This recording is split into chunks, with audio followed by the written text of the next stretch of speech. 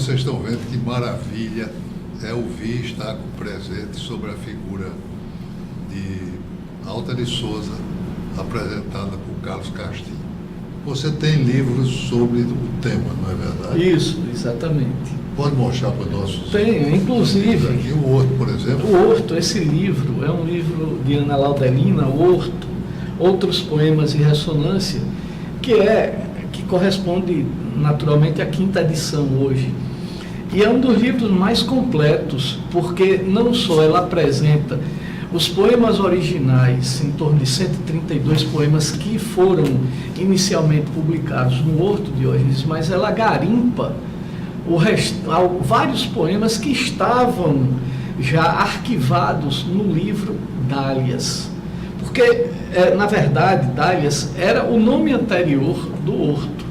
Posteriormente, Alta de Souza, em 1897, ela decide mudar a denominação de Dálias para Horto, né? Que era uma decisão dela mais voltada à circunstância, ao momento que ela estava vivendo da recrudescência da tuberculose. E, naturalmente, também passando pelo sofrimento de alguns amores não correspondidos, ou o amor principal dela não correspondido pelo promotor João Leopoldo, né? Ela toma essa decisão de mudar o nome do livro Dálias para o Horto.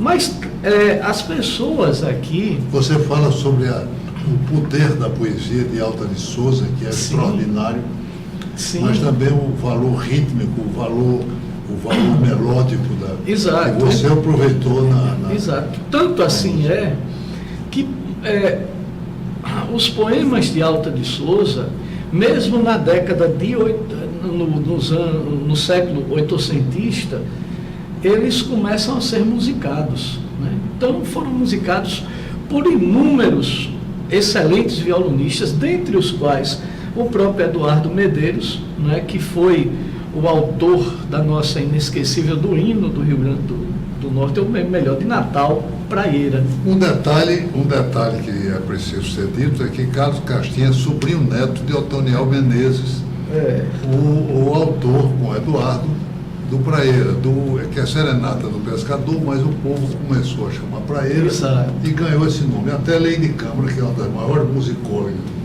do país, no Rio Grande do Norte, Exatamente. já utiliza o nome Praieira. É verdade. E andou estudando seu gosto. Mas olha, observe que muitas pessoas, elas leem e assim consideram Alta de Souza uma poetisa triste, uma poetisa voltada para os aspectos mais sombrios da morte, quando na realidade não é assim. A obra dela nos leva realmente a pérolas de poesia, como por exemplo esse poema Boêmias, que eu tive a ousadia, não é, de musicá-lo. E ele diz aqui assim, veja só: quando me vires chorar, que sou feliz não creias, eu choro porque no mar nem sempre cantam sereias. Choro porque no infinito as estrelas luminosas choram o orvalho bendito que faz desabrochar as rosas. Do lábio, o consolo santo é o riso que vem cantando. O riso do olhar é o pranto, meus olhos riem chorando. Quer dizer, se me vires chorar e pensas que sou infeliz, não creias, não é? É um perfil de Alta de Souza extremamente poético, sensível, né, e que revela uma visão absolutamente transcendente ao ambiente em que ela vivia, da cidade de Macaíba, também um aspecto que ela era uma mulher à frente do seu tempo, Diógenes. Porque, além de poetisa, ela tinha à sua disposição um vasto manancial de obras literárias da biblioteca de Henrique Castriciano, seu irmão. E de Eloy, né? E de Eloy também, exato. Dois irmãos, como era uma coisa, nós falamos um pouco sobre que coisa extraordinária estes três irmãos. Fantástico, fantástico. Inclusive, me permita ter também a ousadia de aqui no seu programa, não é? Pela primeira vez eu lhe confessar um propósito, um desejo que eu tenho já compartilhado com um grande amigo em comum, né? Aliás, um professor da universidade da antiga Farne, né? Fábio Fidelis. E da UniRN, exatamente, exato. E Alta, ela tem uma visão, né, absolutamente transcendente a esse ambiente em que ela se encontrava, e que os irmãos, né, têm um papel preponderante, tanto Henrique quanto Eloy, na educação de Alta, porque aos 16 anos, Henrique tinha uma biblioteca absolutamente invejável para a idade dele, não é?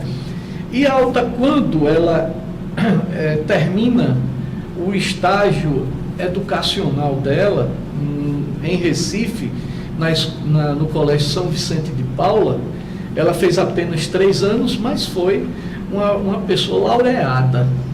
Era uma das maiores mentes, uma das maiores inteligências da idade dela. E ela passa a ler fluentemente o francês.